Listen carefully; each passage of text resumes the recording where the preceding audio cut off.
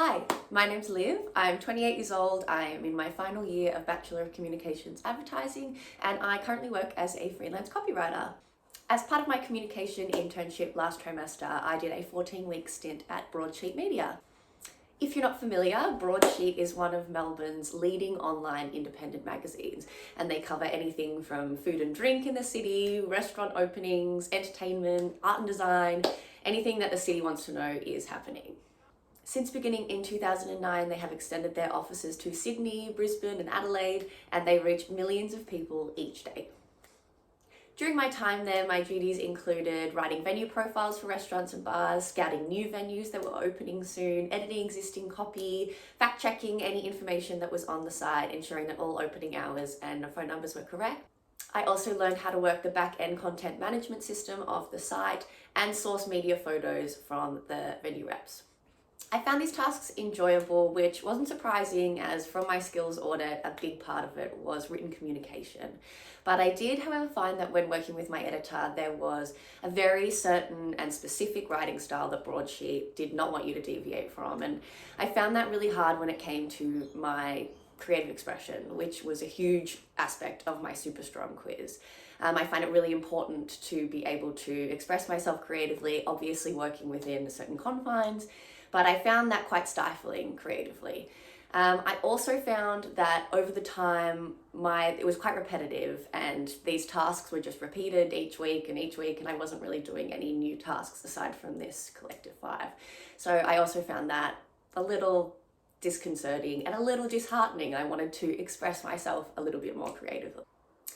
While there, I did speak with Todd, the HR manager, and he expressed that I could halfway through switch to different tasks and they would check in with me and see how I was going, but no one ever checked in. And when I kind of mentioned it a little bit, it was just kind of discussed that it was a Monday and no one was really in and this was kind of what I'd be doing. And I felt a bit like they were really busy and I was a little bit inconvenient.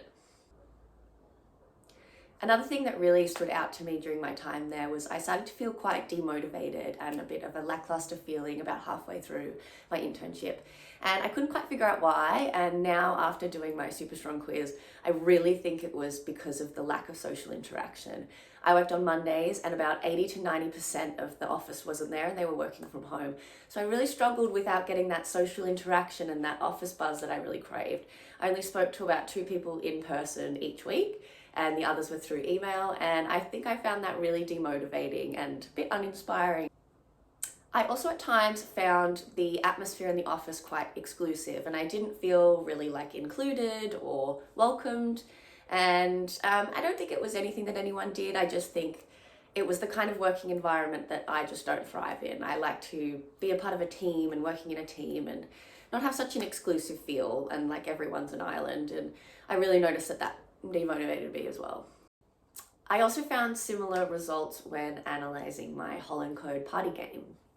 I found that my artistic self-expression wasn't really being met, my need for a social environment was not being met, and my need for a realistic, hands-on, tangible work definitely wasn't being met. I was sat at a desk a lot of the time, and I know that writing isn't always the most practical of vocations, but I definitely needed that little bit of mixing things up and leaving the desk for a little bit and trying something else, and that just wasn't there, and that's okay. Time at my internship and the weeks that have followed, I've definitely learned what I want and expect from an employer and a work environment.